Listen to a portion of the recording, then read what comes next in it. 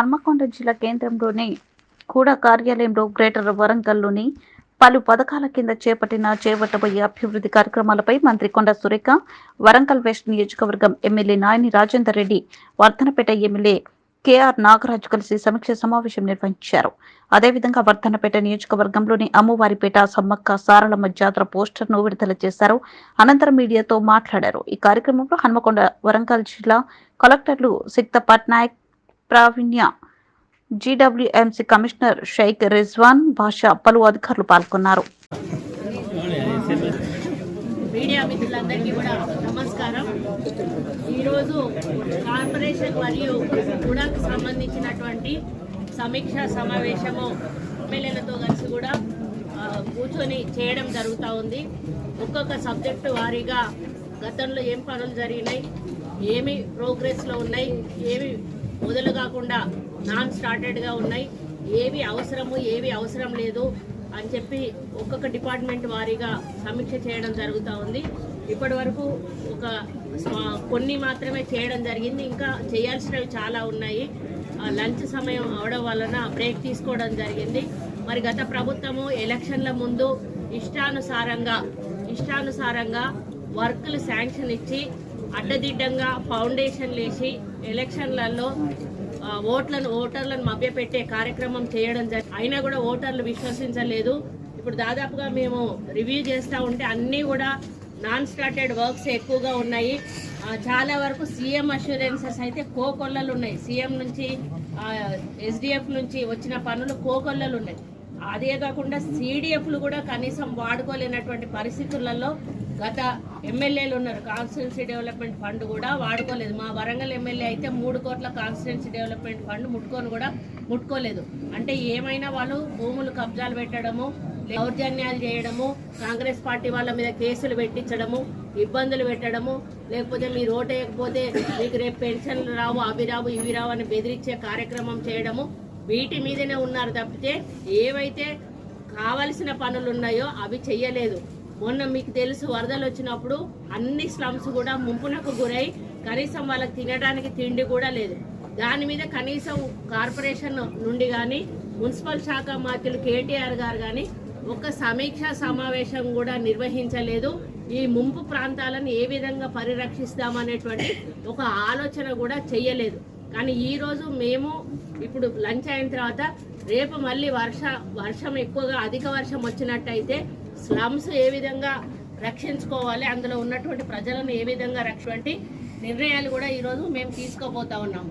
అందులో అవసరం లేని పనులన్నీ కూడా మేము క్యాన్సిల్ చేసుకుంటూ ఎక్కడైతే అవసరం ఉందో, ఇప్పుడు వర్ధన్నపేట ఏరియా హసన్పర్తి సైడ్ ఒక స్టేడియం కట్టించాలని, అదేవిధంగా వరంగల్లో ఒక బస్టాండ్ నిర్మాణము మొదలుపెట్టి పూర్తి చేయాలని, ఇటువంటివి ఏవైతే స్కూల్స్లో టాయిలెట్స్ లేవో టాయిలెట్స్ కట్టించాలని, ఇటువంటి ఒక మంచి కార్యక్రమాలు ఇటు ప్రజలకు, ఇటు స్కూల్ విద్యార్థులకు, అటు అందరికీ కూడా అవసరమయ్యేటువంటి పనులు చేపట్టడానికి ఈరోజు మేము ఈ మీటింగ్లో నిర్ణయాలు తీసుకుంటా ఉన్నాము.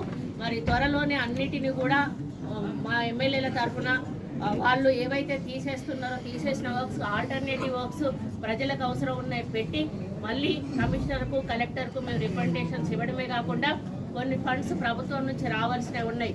సెంట్రల్ ఫండ్స్ రావాలి అంటే ఒక 40 కోట్లు ఇక్కడ రిలీజ్ చేస్తే 60 కోట్లు సెంట్రల్ ఫండ్స్ మనం వాడుకోవచ్చు. అంటే కనీసం వేరే వాటికైతే ఇచ్చారు, కానీ ఆ స్మార్ట్ సిటీకి ఇవ్వాల్సిన 40 కోట్ల ఫండ్స్ను కూడా ఈరోజు ఇక్కడ ఉన్నటువంటి నాయకులు తెచ్చుకోలేనటువంటి దురదృష్టకర పరిస్థితుల్లో ఉన్నారు.